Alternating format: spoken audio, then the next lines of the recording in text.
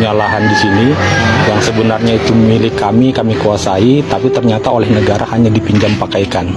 Dan pinjam pakai itu hanya 10 tahun.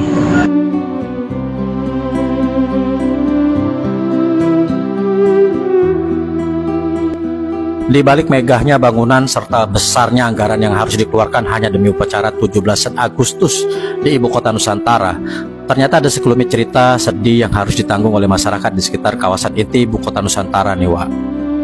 Sejak Kecamatan Sepaku ditunjuk sebagai ibu kota Nusantara, kepengurusan sertifikat pun kini dibekukan, dan warga tak bisa lagi mengurus surat kepemilikan atas tanah mereka yang sudah ditempati yang menjadi tanah kelahirannya. Bahkan sejak tahun 2023, pemerintah mengeluarkan sebuah kebijakan yang membuat hati masyarakat sedih, karena hanya diperbolehkan untuk mengurus tanah mereka yang dikeluarkan hanya pakai saja, bukan kepemilikan. Tentu saja hal ini sangat membuat resah warga Sepaku di sana, di mana hak pakai yang dikeluarkan untuk mereka hanya diperbolehkan selama 10 tahun saja, dan mereka dilarang membangun apapun nantinya di sana di tempat tanah milik mereka sendiri. Apa yang terjadi ini merupakan sebuah realita dan fakta, Wak, yang ada di Sepaku, di mana tanah masyarakat di sana mendadak diubah kepemilikannya menjadi hak guna pakai.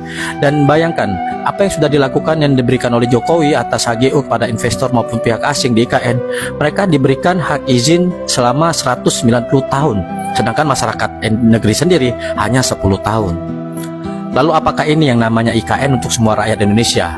IKN adalah sebuah simbol yang menjadi pemerataan dan keberkeadilan bagi seluruh rakyat Indonesia.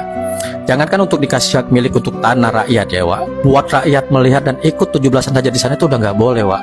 Karena katanya itu terbatas. Bukankah IKN dibangun untuk rakyat? Lalu IKN ini dibangun untuk siapa? Ini yang jadi pertanyaan kita. Nah, gimana nih pendapatnya nih, Wak? Silakan deh berkomentar di sini.